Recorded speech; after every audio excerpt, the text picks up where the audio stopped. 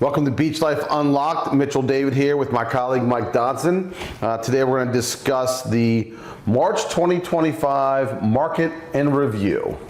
What a month. What a month, what a month. It's going to be something new for us. We're going to try to start doing this every month, just kind of going back and taking a, boots on the ground approach to this. Yep. We have a great site, and on the site has market statistics. So if you really want to buy the number, you can visit that. But we're going to kind of actually tell you some stories that we have gone through this month. So overall, in the month of March, we've definitely had an increase in inventory. Absolutely, yep. And buyers come back to the market. A lot more conversations than we had in February and January for sure. So things are heating up. And again, this is anecdotal for Mike and I. We're not talking about the overall market for a different agent or different brokerage. We're talking about us. So yeah, I'm the same way. I've definitely had quite a few settlements last month. Have quite a few under contract.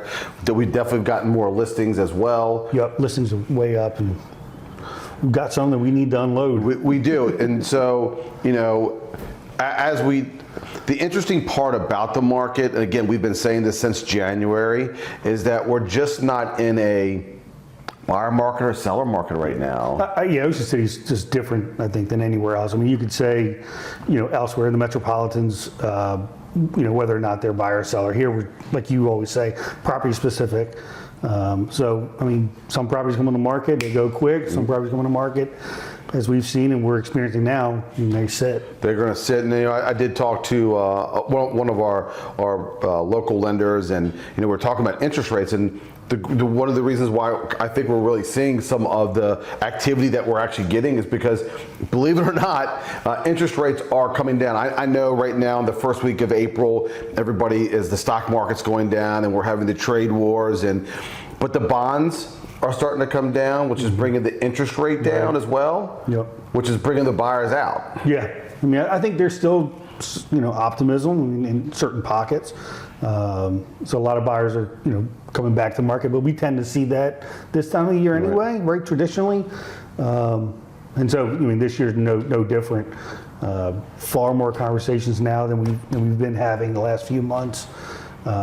So I think 2025 should be a good year. Yeah, I still think it's going to be a good year. I'm still not changing what I had projected before. I think it's going to be robust. I think we'll have some dips and ebb and flow here or there. But again, if reading the tea leaves, which I kind of say a lot now, is what I think is going to happen. And again, with the interest rates coming down, I think not a first-time buyer, but just a primary buyer. Interest rates are like 6.25. Right. That's good. Yeah. Second homes, vacation properties. We're in the 7.25. Again, there's a whole bunch to how much money you're putting down. Your credit score and all those things go into these numbers. But again, overall, we're seeing that down. So here's what I'm projecting, still to this day. Okay. All right. I think we're still going to have a healthy market. Yep. I think buyers have more opportunities. Yes, absolutely. Okay, which I think is going to bring some people out because now there's more inventory, which we've seen month over month. The other thing is this. Those people, again, we're discretionary funds. Those people who have been able to save money, put money aside, get ready for this, are going to see more inventory, interest rates coming down. So what are they probably going to do? They're going to probably jump into the market. Yeah, they're going to come back to the market and looking for an opportunity. And I think right now we're around 550 or so currently on the market. I think this might be the highest inventory since I've got into real estate in 2020. I would absolutely agree. We're definitely at one of the peak numbers that we've been in since 2020 for sure. Yeah, 550 is definitely the highest for you. Yeah. So again, to Mike's point, I mean, there it is. More inventory. Interest rates are coming down. Is the stock market and consumer sentiment going to hurt us a little bit? I think so. Yeah. I think that always goes into play. And I think we'd be not able to be honest with everybody if we said it's not going to hurt a little bit. I do think there will be some pushback there. Yeah, I think it all depends on people, how people view their retirements. I mean, because I know a lot of times why people come, they buy, they use their retirement, They do. Their 401ks or whatever it may be, to put money down. if people are fearful that they're going to lose money and this is going to continue, there may be some reluctance to buy. But those that have planned, they've put money aside, looking to do this for 2-3 years now, I think those people will still continue to buy.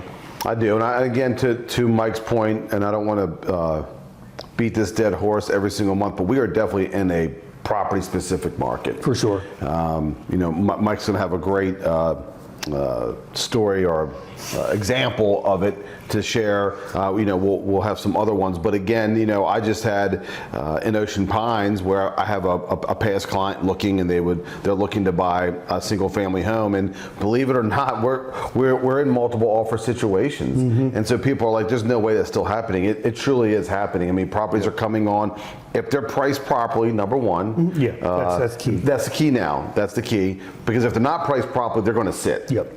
And we're not in 2023, and we're not in 2024. I think even if priced properly, we've seen some properties that have sat in buildings that maybe there's some uncertainty on what the future may hold. Maybe there's a reserve study that hasn't been completed, or what it might be. But I think the pricing is right. The timing might be wrong. Right. And just for me, just get into it. I mean, I've got 2 listings right now, one active under contract. The active has been on the market for 96 days now at this point. And we had an offer, it got rescinded, but just for whatever reason, and we've had 2 price reductions on it, whatever reason, it's still stays in a great building with an indoor, outdoor pool, fitness center, game room for kids. I mean, it's got all the amenities you want, direct oceanfront. It's in good shape. It's in great shape. Yep. It's just for whatever reason, we just haven't been able to get over that hump. And then my other listing on Atlantic Avenue, we were on the market technically 5 days, but it was the first weekend. The first weekend, our first showing, they made a cash offer. Our second showing, they wanted to make a cash offer as well, and so. And there's 2 other properties in the same building that are sitting. Right, that were priced lower below this one, but this one's in great condition. Great. Beautiful view. I mean, it's turnkey. There's nothing that needs to be done in this unit, and I think that partnered with the fact that I think we priced it right. Right. It went quick. Well, your clients are being rewarded for condition. Yeah, they took care of They took care of it, and I can't stress that enough. People that are taking care of their property, you're going to have a greater expectation for the property to sit less on the market in a vacuum, right? So let's be careful how I say that, because again, just because you have a great property and then you overprice doesn't mean it's going to go. Right. And so I'm the same way. I think I have 8 listings. I have some where in one building I will set a record for the highest price sold in there. Again, it's in incredible condition. We're going to be super close to list price, but then I have another one that I thought would have sold months ago, and I can't. We're doing the proper marketing. We're doing the boosting. We're getting people in there. It's got great rental potential. It's got great rental potential. It's just there isn't anybody in that specific market right now looking. It's not that it's not being shown or not priced properly. It's just not moving. And again, this is why I keep saying this. We can talk about numbers all day long. We can go through lists and everything, but it's actually what is going on currently in the market that makes more sense for you. I mean, multiple offers, no offers on any properties. We're just in that crazy world right now. And it's not in one area, so it's not like it's direct oceanfront. No. I think you had one not long ago, was multiple offers on Bayside, direct Bay. Yes. Bayfront, and it was the first weekend, and there were I think 4 or 5 offers on it, and it went quick. Yeah. I mean, it's nothing.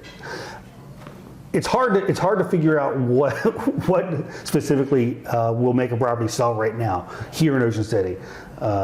Because it's not, like I said, it's not located in one space, one building, one particular view.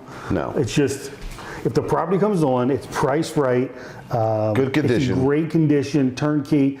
I don't know if people just don't want to work on their houses anymore. I mean, there used to be people were looking for deals and give me a fixer upper, give me something to do.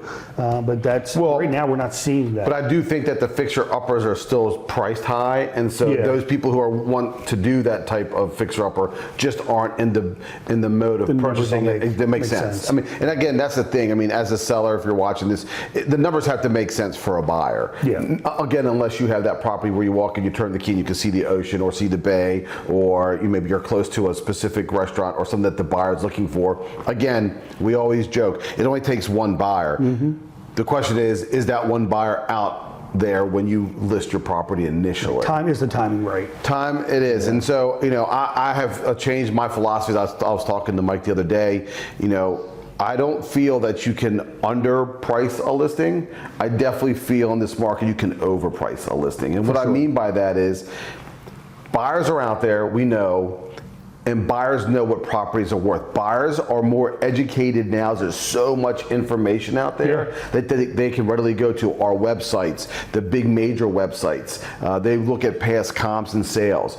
And so what's happening is if you price that property within reason, you'll get the buyers and they'll bid a property up to kind of where the market should be. Yeah. But if you overprice that, man, they will punish you. You might not have a single showing. They will punish you. It is. And so this is going to be this is a concept for you if you're selling the property to look at is, there's three categories to kind of really look at: location, condition, and then price. And so really you can't change location, right? Yep. For the most part, you really aren't going to change the condition unless you want to spend a lot of money. Right. And then you may not get that back out, right? Yeah. And then the last is price, but price is dictated based on location and condition. Right. So so when you're thinking about listing a property, you need to kind of look at those three things and understand that your price point, where you're putting that out there, is compensating for maybe a deficiency in a location or a condition or something like that. Let me ask you this. So prices are, I've heard people say they're inflated. People have told me, I think prices are inflated. Have you run into a seller recently, or even a buyer, I guess, but specifically a seller that saw a property sell that they would consider comparable to theirs, that just have unrealistic expectations for their property?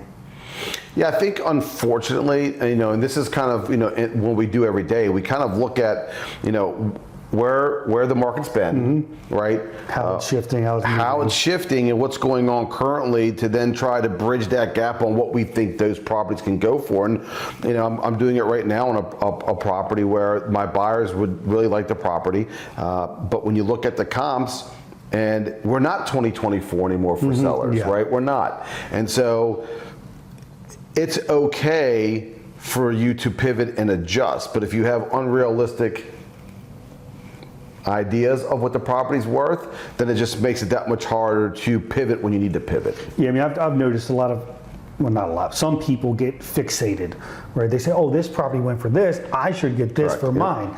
Okay, well, are you in the same location? Are you in the same condition? Is the market there still, right? When that property sold, what did the market look like? It doesn't look like it does now, right? No. Inventory's up, there's more opportunities for buyers. We're not in a buyer's market or a seller's market here, but maybe there was only one buyer for that specific property, right? And had you listed at that time, maybe that buyer would have been yours. But the one, if it's a one-off, you really have to discard it. Yeah. Right. And again, I'm going through that with the building right now, where it was a one-off where the price was here and nothing else is selling for that at all. Right. And again, timing is everything on the market, and there is no way to perfectly time anything because nobody knows that. So again, that's the nuance to real estate, is you do the best you can with the information you have provided for you. Right. So just in general, from our experience in past March, it was a great March for us at BeachLife. Both Mike and I got quite a few properties under contract. We'll have quite a few settlements here the next month. We've already got some settlements scheduled out for May already. Yep. We have some additional listings come on. So for us, right now, it's looking like a really good, robust 2025. Yeah. If this stays the course, I think we're going to be pretty close to our Yeah, our goals, right? We're getting there. So again, Mike and I love having conversations. We love talking real estate. There's a lot of nuances going on in the market right now, and some uncertainty in the bigger geo spectrum that people are kind of concerned about. If you have questions, please reach out to us. Mike and our phones are on all the time. Feel free to email us, or if you want to look at the statistics or get in-depth information, please visit our website at BeachLifeOceanCity.com. Thank you very much. Have a great day.